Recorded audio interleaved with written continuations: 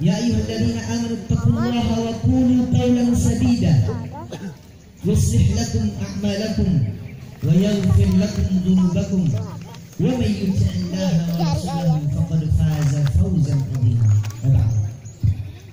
Kaum muslimin jamaah salat Idul Kurban Idul Adha yang semoga kita semua dalam rahmat taufik dan hidayah Allah Subhanahu wa taala.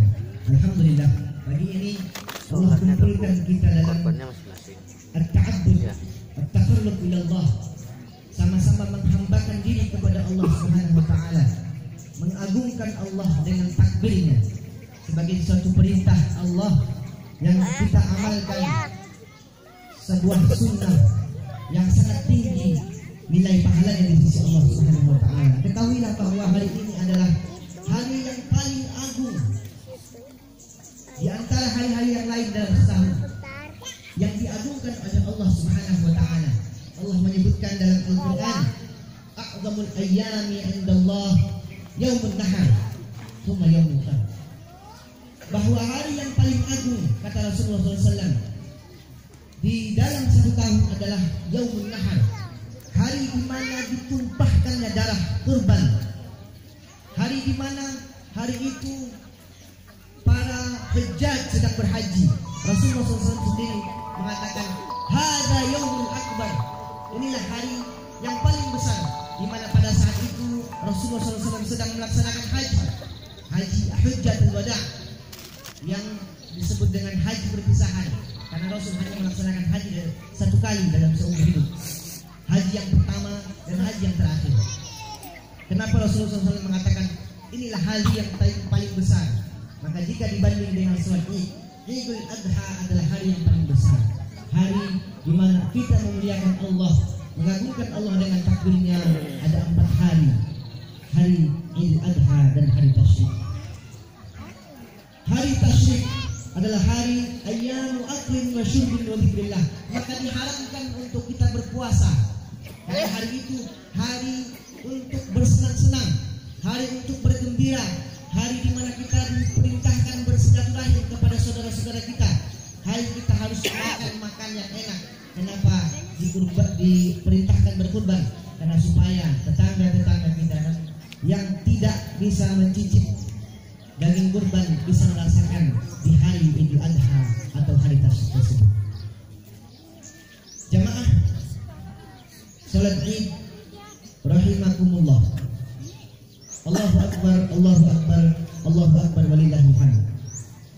Allah berfirman dalam Al-Qur'an surah As-Saffat ayat 99 sampai 105. Saya bacakan ayatnya. A'udzu billahi minasyaitonir rajim. Wa qala inni dhahibun ila rabbi sayahdin. Rabbi habli minas salihin. Fabashsharnahu bi ghulamin halim. Falamma balagha ma'ahu as-sa'ya qala ya bunayya inni ara fil manam anni adbahuk fanzur madza tara. Qala ya abati if'al ma tu'mar satajiduni insyaallah minas sabirin. Falamma aslama wa tallahu lil jabin wa nadainahu ayya Ibrahim qad saddaqta ru'ya inna kadzalika najzil muhsinin. Kaum muslimin jamaah salat Idul Adha yang dirahmati Allah, ayat yang baru saya bacakan barusan 6 ayat, semuanya berkenaan tentang sejarah historikal tentang Idul Kurban yang hari ini kita laksanakan. Banyak tokoh yang terlibat dalam ayat ini, dan semua tokoh itu berasal dari keluarga Nabi Ibrahim alaihissalam. Maka pada hari ini kan khatib pribadi ingin mengajak diri pribadi dan kita semua untuk mentadabburkan ayat ini, mengambil hikmahnya, memahami artinya, kemudian bisa kita realisasikan dalam kehidupan kita. Karena ini betul-betul real terjadi dalam kehidupan semua muslim. Kita bahas satu persatu. Yang pertama, ayat 99. Wa qala inni dhahibun ila rabbi sayahdin. Asbabun nuzul ayat ini adalah di mana Nabi Ibrahim berangkat meninggalkan kaumnya yang kufur kepada Allah dan tidak mau menyembah kepada Allah, memusyrikkan Allah Subhanahu wa taala. Maka Nabi Ibrahim memilih hijrah. Inni dhahibun ila rabbi. Saya pergi untuk Tuhanku. Saya hijrah. Maka Allah pasti akan memilikiku, memberikan petunjuk kepadaku. Poin yang paling inti dari ini adalah tajamnya tauhid Nabi Ibrahim alaihissalam. Beliau yakin bahwa ketika perintah itu dari Allah, apapun resikonya, Allah pasti akan memberikan petunjuk. Banyak sekali ayat yang berbicara tentang dakwah Nabi Ibrahim untuk menegakkan tauhid kalimatullah. Ayat-ayat yang tujuannya untuk mendekatkan atau mengajak kaumnya untuk mengabdi hanya kepada Allah Subhanahu wa taala. Salah satunya pada surah Al-An'am. Ayat ini adalah ayat dakwah Nabi Ibrahim yang menggunakan logika kepada kaumnya, di mana pada saat itu kaumnya banyak yang menyembah berhala, menyembah bintang, menyembah bulan, matahari dan sebagainya. Maka lihat dalam Al-Quran diabadikan oleh Allah, falamma janna alaihi al-laila ra'a kawkaba qala hadha rabbi. Nabi mengatakan, Nabi Ibrahim ketika melihat bintang, maka Nabi mengatakan, inilah Tuhanku. Qala hadha rabbi, inilah Tuhanku. Falamma afala qala la uhibbu al-afil. Maka ketika bintang itu tenggelam, maka Nabi mengatakan, la uhibbu al-afil, saya tidak menyukai hal-hal yang tenggelam.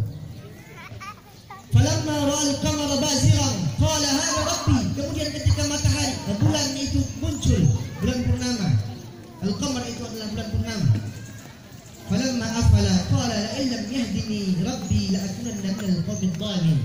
Ketika bulan itu tenggelam, maka Nabi Ibrahim mengatakan, aku tidak menyembah yang tenggelam.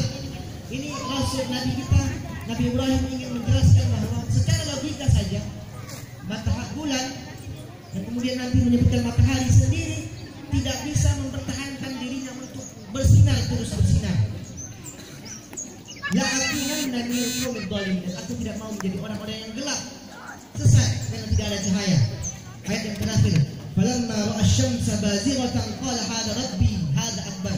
Maka ketika matahari muncul terbit, maka Nabi mengatakan, inilah Tuhanku, ini lebih besar.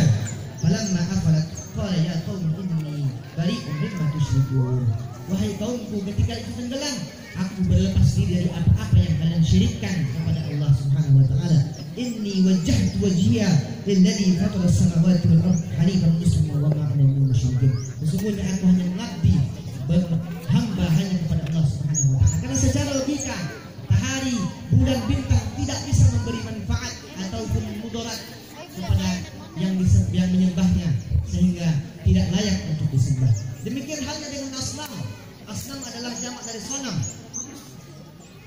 patung-patung berhala yang disembah. Ata'budunal asnam. Nabi mengatakan, bagaimana kalian menyembah patung yang kalian pahat dan buat sendiri, kata Nabi Ibrahim. Salah satunya adalah Hajar, ayah beliau, ayah kandung Nabi Ibrahim alaihissalam, yang kufur kepada Allah. Sampai-sampai ketika riwayat menceritakan saat kaumnya berburu, Nabi Ibrahim memenggal leher-leher dari patung-patung tersebut dan menyisakan hanya patung yang terbesar dan menggantungkan kampaknya di atas leher tersebut. Sehingga pada saat ditanya siapa yang melakukannya Nabi Ibrahim. Dan Nabi Ibrahim mengatakan, tanyalah kepada patung yang masih berkepala, yang tidak dipenggal kepalanya, mungkin dia tahu. Kaumnya mengatakan, innahu la yantiqun. Sesungguhnya patung-patung ini tidak bisa berkata dan berbicara. Maka dibalik oleh Nabi kita Ibrahim melakukannya, kalau berbicara saja Tuhan kalian tidak sanggup, bagaimana kalian meminta pertolongan kepadanya untuk membantu kalian dalam segala hal? Maka dengan marahnya kaum Ibrahim melemparkan Nabi Ibrahim ke dalam api. Namun pada saat itu riwayat menceritakan Nabi Ibrahim ditanya oleh malaikat Jibril, mengatakan, ala min hada. Ketika Nabi hendak melemparkan kepada api, Nabi Ibrahim ditawari oleh malaikat Jibril, apakah kau ilaika fala. Sesungguhnya kepadamu aku tidak membutuhkan, aku hanya membutuhkan kepada Allah. Karena aku yakin engkau juga makhluk yang engkau juga pasti akan minta pertolongan kepada Allah. Aku hanya minta kepada Allah. Kemudian Allah mengatakan kepada api, ya naru kuni bardan wa salaman ala Ibrahim. Wahai api, jadilah kau dingin. Ini perintah Allah kepada api. Sifatnya api panas dan membakar. Allah perintahkan dingin, maka dingin. Kuni bardan wa salaman ala Ibrahim. Tidak hanya menjadi dingin, tetapi menjadi keselamatan bagi Ibrahim alaihissalam. Namun setelah melihat kejadian itu, tidak juga kaumnya mau meninggalkan apa yang mereka sembah dan kembali kepada Ibrahim, tetapi tetap saja kufur, sehingga akhirnya Nabi Ibrahim alaihissalam hijrah. Nah, ikhwatul iman rahimani wa rahimakumullah, Allahu akbar walillahil hamd. Ayat yang sedikit ini menunjukkan bagaimana Ibrahim alaihissalam meyakini bahwa mengabdi hanya kepada Allah Subhanahu wa taala. Al-Qur'an menyebutkan Ad-Dariyat 56, A'udzu billahi minasyaitonir rajim, wa ma khalaqtul jinna wal insa illa liya'budun. Tidaklah kuciptakan jin dan manusia, kata Allah, kecuali hanya untuk mengabdi kepada Allah. Hanya mengabdi kepada Allah. Dan ingat tentang kisah atau riwayat Isra Mi'raj Nabi Muhammad SAW. Ingat bahwa salat yang dulu pertama kali diperintahkan oleh Allah kepada Nabi Muhammad adalah 50 kali sehari semalam. 50 kali ya, bukan 50 rakaat. Artinya satu kali bisa 2, 3 atau 4 rakaat. Maka sungguh pada pelaksanaan itu, ini real. Hadis yang sahih dalam riwayat Bukhari dan Muslim menceritakan bahwa Nabi 9 kali bolak-balik meminta keringanan dari yang 50 sehingga pada akhirnya 5 rakaat. Kita bayangkan jika saja pada saat itu Nabi tidak meminta keringanan, maka sungguh pada hari ini umat muslimin akan menjalankan sholat 50 kali sehari semalam. Logika sederhananya dari matematika, kita hanya memiliki 24 jam satu hari. Jika dibagi maka kurang dari setengah jam sekali kita akan melaksanakan sholat. Di mana sholat itu tidak hanya sholat, ada hal-hal ibadah yang lain yang mengerinya, belum sholat rawatibnya, belum ada firmannya. Ini baru sholat, setengah jam sekali kita akan melaksanakan sholat. Belum ibadah yang lain, belum zikirnya, belum sedekahnya, silaturahimnya, berkeluarga dan lain-lain sebagainya. Maka sungguh kata Allah, tidak akan ada waktu kita kecuali hanya untuk mengabdi kepada Allah jika hal itu direalisasikan. Maka inilah konsep yang digariskan oleh Allah pada Az-Zariyat 56 tadi, wa ma khalaqtul jinna wal insa illa liya'budun. Tidaklah kuciptakan jin dan manusia, kita manusia, kecuali hanya mengabdi, berhamba, beribadah kepada Allah Subhanahu wa taala. Maka semua ibadah kita, aktivitas kita dihitung ibadah selama itu tidak maksiat, baik ibadah mahdoh ataupun ghairu mahdoh, semua dihitung pahala dan dihitung ibadah di sisi Allah Subhanahu wa taala. Kata Imam rahimahullah, Allahu akbar walillahil hamd. Ayat selanjutnya Nabi Ibrahim alaihissalam berdoa kepada Allah, Rabbi habli minas salihin. Wahai Tuhanku, anugerahkan kepadaku keturunan dari orang-orang yang saleh. Ikhwan, ayat indah yang semoga kita semua dapat dan berkah Allah. Ini doa Nabi Ibrahim. Doa agar anak-anak kita dijadikan anak yang soleh insya Allah Subhanahu wa taala. Nabi sendiri berdoa dan kita harus berdoa, berbanyak doa ini agar anak-anak kita dijadikan anak yang soleh. Ketahuilah bahwa Nabi Ibrahim tidak dikaruniai anak sampai usianya 86 tahun baru lahir Ismail alaihissalam. Artinya Nabi itu berdoanya panjang. Ini menunjukkan bahwa kepada kita bahwa berdoa tidak langsung diijabah oleh Allah. Kita hanya disuruh untuk meminta, ud'uuni astajib lakum. Minta pasti akan dikabulkan. Masalah waktu, Nabi sendiri tidak langsung dijawab. Ketika usianya sudah lanjut baru Allah berikan karunia. Maka ini motivasi kepada kita mungkin yang kita belum ada diberi keturunan. Perbanyak doa ini dan yakin kepada Allah, Allah akan memberikan keturunan insyaallah. Kemudian Nabi Ibrahim berdoa ini mengakui bahwa dirinya seorang hamba Allah yang pasti akan wafat. Dia ingin ada keturunan yang melanjutkan dakwahnya, melanjutkan agama Ibrahim dalam agama Islam. Karena dia tahu ketika seorang mati, wafat, maka tidak akan ada yang bisa membelanya kecuali 3. Ada macam yang kita kenal dengan salah.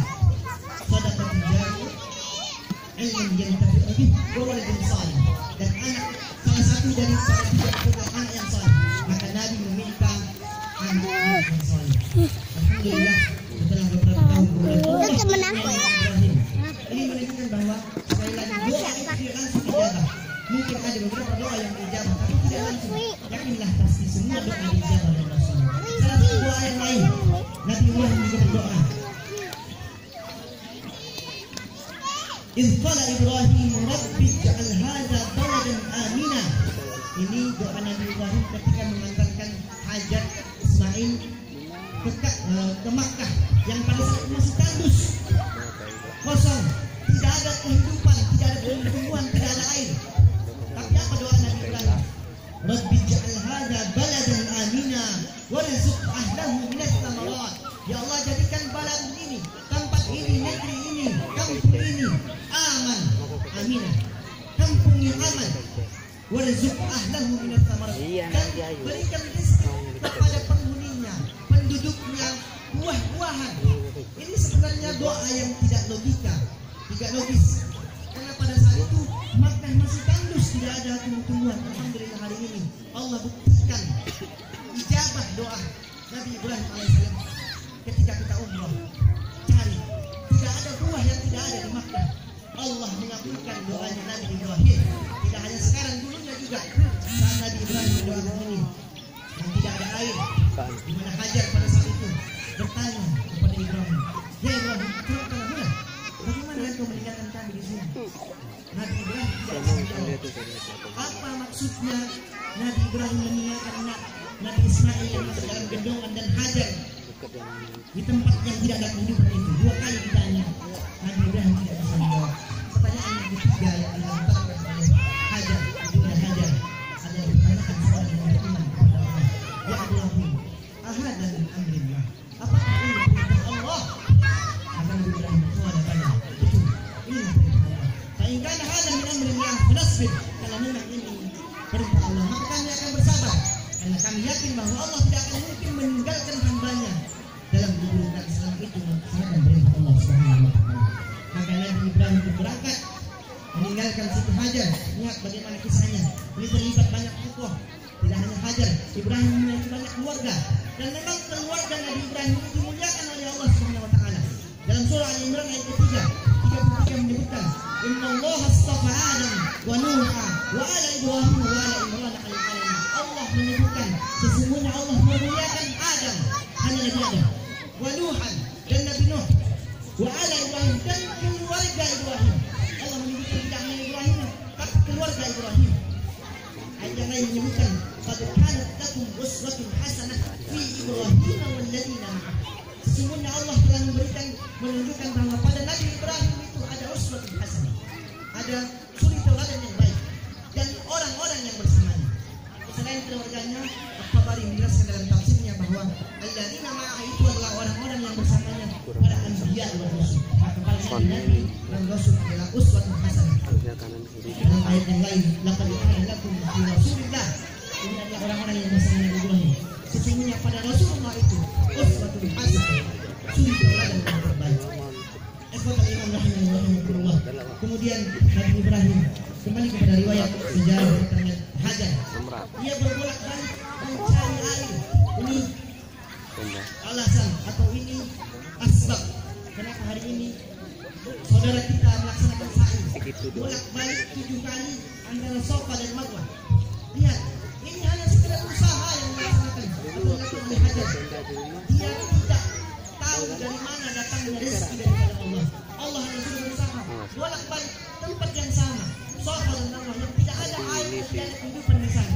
Dia hanya diberitakan berusaha, maka dia bolak-balik dari kecil ingin melihat mungkin ada di sana suatu sumber kehidupan. Lihat, Allah jawab usahanya dengan kakinya Ismail yang memukul-mukulkan kepada tanah, akhirnya memancarlah air Zam-Zam. Maka kita kenal dengan hari ini air Zam-Zam. Subhanallah, ini memberi pelajaran kepada kita bahwa Allah memberikan rizki kepada orang yang bertakwa di tempat atau dengan hal yang tidak ia duga-duga. Ayat yang lain menyebutkan, wa man yattaqillaha yaj'al lahu makhraja wa yarzuqhu min haitsu la yahtasib. Maka siapa yang bertakwa kepada Allah, maka Allah akan memberi jalan keluar dari setiap problem dan masalahnya. Wa yarzuqhu min haitsu la yahtasib. Yakin dan percaya bahwa Allah akan memberikan rezeki dari jalan dan tempat yang kita tidak duga-duga. Ini janji Allah Subhanahu wa taala. Lanjut kepada ayat berikutnya. Fabasyarnahu bighulamin halim. Maka kami setelah Nabi berdoa, fabasyarnahu, kami berikan kabar gembira dengan seorang anak yang saleh, yaitu Ismail alaihissalam. Maka kelahiran anak itu adalah sebuah kabar gembira. Allah menjelaskan dalam Al-Quran. Fabasyarnahu, kalimat basyara itu adalah mengatakan kabar gembira. Fabasyarnahu bighulamin halim. Maka Allah mengatakan kami memberikan kabar gembira kepada dengan lahirnya seorang Nabi Ibrahim, yaitu Ismail alaihissalam. Falamma balagha ma'ahu sa'ya. Coba lihat, ketika setelah bertahun-tahun Nabi Ibrahim tidak mempunyai anak dan diberi Allah setelah usia 86 tahun. Dan ini dari istrinya yang kedua. Maka Allah kemudian menguji keimanan Nabi Ibrahim, ingin mengambil kembali apa yang telah diberikan Allah. Inna lillahi wa inna ilaihi raji'un. Segala apa yang dimiliki Allah, yang datangnya dari Allah, pasti akan kembali kepada Allah. Allah ingin menguji. Maka anak itu adalah ujian. Contoh, ini contoh Nabi Ibrahim. Nabi mengatakan bahwa anak itu adalah cobaan dan ujian. Dalam surah Al-Anfal, innama amwalukum wa auladukum fitnah. Sesungguhnya harta-harta kalian, anak-anak kalian adalah fitnah. Fitnah dalam artian adalah cobaan. Apakah dengan anak-anak itu kalian semakin dekat kepada Allah atau semakin jauh? Tidak sedikit orang tua yang bunda yang karena anaknya berantem dengan tetangga, ribut dengan sekolahnya, karena orang anaknya seorang ayah akhirnya tidak berjamaah sholat ke masjid, karena anaknya ibu jarang atau menjadi lambat sholatnya, terlambat karena mengurus anak dan sebagainya. Maka ayat selanjutnya mengatakan, ya ayyuhalladzina amanu la tulhikum amwalukum wala auladukum an dzikrillah. Wahai orang-orang yang beriman, janganlah kalian jadikan anak-anak kalian dan harta-harta kalian menjadikan kalian lalai kepada Allah Subhanahu wa taala. Wa may yaf'al dzalika fa ulaika humul khasirun. Maka siapa yang melakukan itu, maka itulah orang-orang yang merugi, kata Allah. A'udzubillah al-munafiqun ayat 9. Kemudian ketika Nabi diminta untuk menyembelih anaknya dalam mimpi, Nabi tidak langsung melaksanakan itu.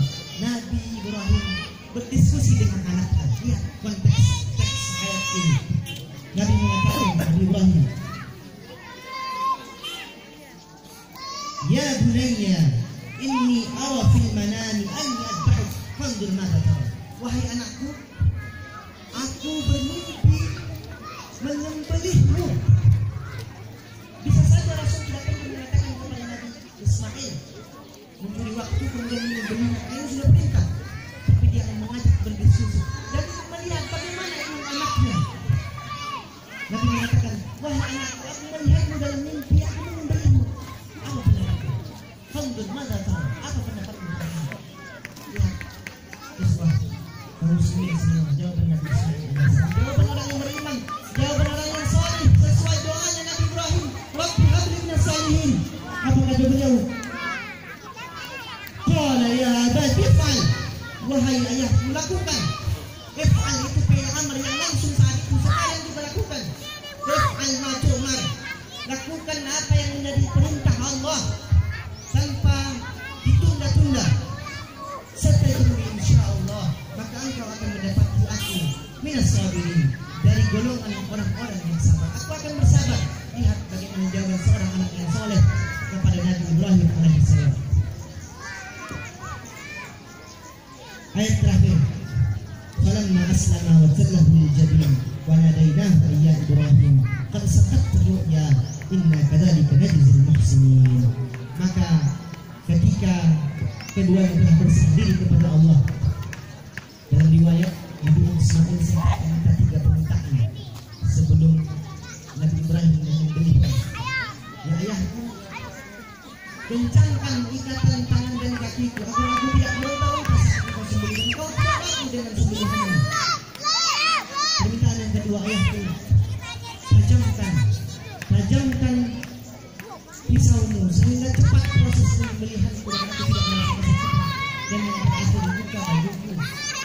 aku pakai semua tidak tercikat dengan darah yang sebelumnya berikan hadiah kepada Bunda Hajar. Ini anak yang soleh yang tidak hanya mengorbankan dirinya tapi juga memikirkan orang tuanya. Tidak hanya berbakti kepada Allah tetapi juga berbakti kepada orang tua ayah dan bundanya. Falamma aslama wa tawallahu lil jabin. Kemudian ketika mereka berdua telah berserah diri kepada Allah, wa nadainahu ya Ibrahim, maka kami panggil Ibrahim. Pada saat itu ada sila juga membenarkan ru'ya, yaitu mimpi. Karena mimpinya Nabi adalah wahyu. Mimpinya Nabi adalah wahyu. Kau telah mendengarkan mimpi yang telah kami berikan. Inna kadzalika najzil muhsinin. Allah membalas kebaikan yang diberikan oleh Ibrahim dengan ganti yang lebih baik, yaitu seekor kambing yang besar yang diletakkan oleh Allah langsung dari surga. Yang hari ini kita lakukan aktivitas itu, yaitu membeli hewan kurban Allah Subhanahu wa taala. Ikhwah iman rahimanillah. Kesimpulan daripada khutbah singkat ini, selain mengambil ibrah dari setiap ayat yang saya bacakan, kita mengambil hikmah yang bisa kita ajarkan kepada anak-anak kita dan bisa kita amalkan dalam kehidupan kita sehari-hari, bahwa sesungguhnya apa yang kita lakukan in ahsantum bi anfusikum, apa yang kita lakukan selama itu mengikuti perintah Allah dan takwa kepada Allah, maka kebaikan itu akan kembali kepada kita sendiri, bukan kepada Allah. Karena Allah tidak butuh dengan hamba-Nya, Allah tidak butuh dengan makhluknya. Kitalah yang butuh kepada Allah. Maka lakukanlah setiap amalan, setiap perintah yang kita benci, setiap perintah yang dilaksanakan atau diperintahkan oleh Allah Subhanahu wa taala, yakin dan percaya akan memiliki maslahat yang banyak kepada pelakunya, yaitu kepada kita seorang muslim. Sebaliknya, setiap maksiat yang dilarang oleh Allah, yakin dan percaya akan memberikan mudarat, keburukan kepada pelakunya, bukan saja kepada keluarga dan yang ada di sekitar Allah. Wa'iyadillah. Warahmatullahi wabarakatuh.